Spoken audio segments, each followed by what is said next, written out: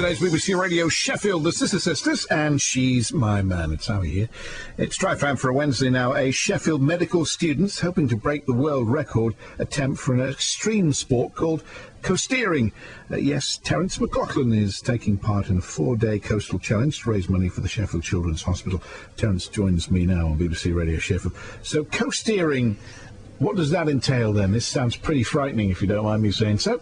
It's a bit of an extreme water sports, Howie. We're just going along the coast from Land's End to Newquay, but rather than just walking along the cliffs, we're actually going in what we call the intertidal zone.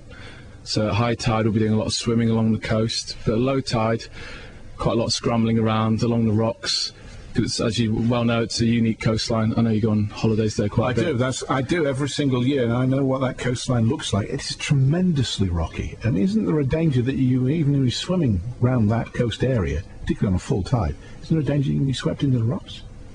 There is a danger, but we do have a really good support crew with us, and we're also Adam Nash, who's the guy I'm doing it with, and I, both qualified lifeguards, and probably got about 10 years experience each swimming around that area.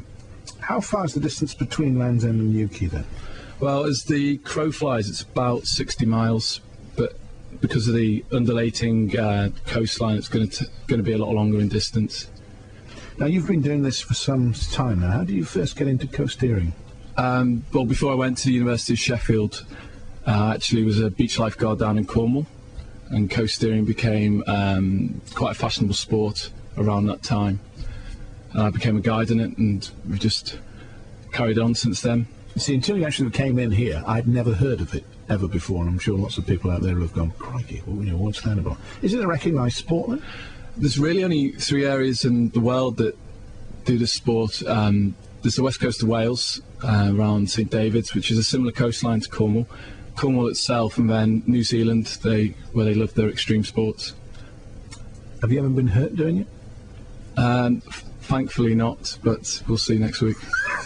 What's the world record at the moment then? The world record at the moment was done by a group of from St David's in Pembrokeshire, and that's 12 miles. How long is this going to take you, this 60-mile trip then? Well, they did their 12 miles in 1 day, and we're trying to do our 60-mile trip as the crow flies over a course of 4 to 6 days. But of course it depends on surf conditions as well. Right. So obviously if it's too dangerous, you're not going to be able to carry on. Yeah, exactly. We have to do it in a completely safe environment. Okay, and you're sleeping during the nights, I take it. Yeah, you're not constantly on the road for 4 days. No, we're not allowed in the water at night. Now, you're raising money for the Sheffield Children's Hospital. How much are you hoping to raise? Well, we've raised about just under £2,500 now, but we're hoping more the merrier. As all the money's going to the charity, we're funding this ourselves, the actual event, so any money we raise 100% will be going to the Children's Hospital. And is there a particular website that people can go to if they're interested in donating? Yes, there is. It's one of the Just Giving websites. The address is justgiving.com/coasteer, and that's spelled COASTEER. Coasteer. We'll put that detail on the Sheffield Radio Sheffield Action Desk site, 0114 267 5444. Is this, you talked about there's 3 particular areas where people go coasteering.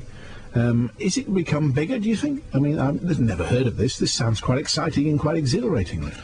I think it's just because you need quite a unique seascape or landscape for the actual event, and the north coast of Cornwall's a fantastic area to do it because it's got such a unique geology, unique seascape. So it's very exciting to jump around in a safe environment with all your safe equipment. What kind of training do you have to do? Well, Sheffield's not the best place to do coasteering. You can't go around Millhouses Park, just going around the edge of the lake there. No. A lot of cross training, a lot of core stability. A lot of endurance training, and obviously don't tell the Sheffield authorities, but a lot of swimming in lakes as well. We can scrub that out. Don't worry about it. No problem at all. It's been a pleasure having you in. We wish you all the very best with it. Terence McLaughlin, thanks for joining us on BBC Radio Sheffield. Thanks, Howie.